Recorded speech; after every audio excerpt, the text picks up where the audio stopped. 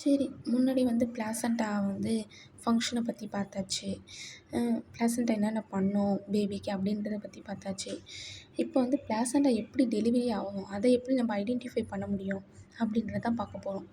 Have to identify placenta delivery? எப்படி placenta delivery ஆகுதுன்றதையும் பார்க்க போறோம். அதை நம்ம எப்படி வந்து ஐடென்டிஃபை பண்ணுறதுன்றதும் பார்க்க போறோம்.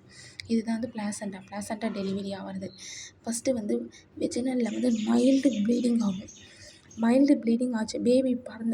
பேபி வந்து டெலிவரி ஆனதுக்கப்புறமா வந்து 5 மினிட்ஸ்க்கு அப்புறம் மைல்டு ப்ளீடிங் ஆகும்.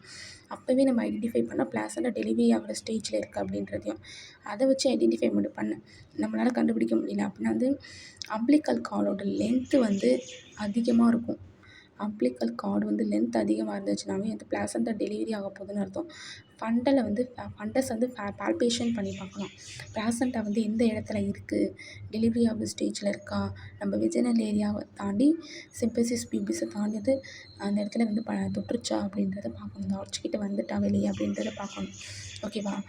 லென்த்து மெயினே வந்து அம்பிலிக்கல் கார்டோட லென்த்து வந்து இன்க்ரீஸ் ஆகிருந்துச்சுன்னா பிளாசண்டா வந்து டெலிவரி ஆக போகுதுன்னு அர்த்தம். ஓகேவா?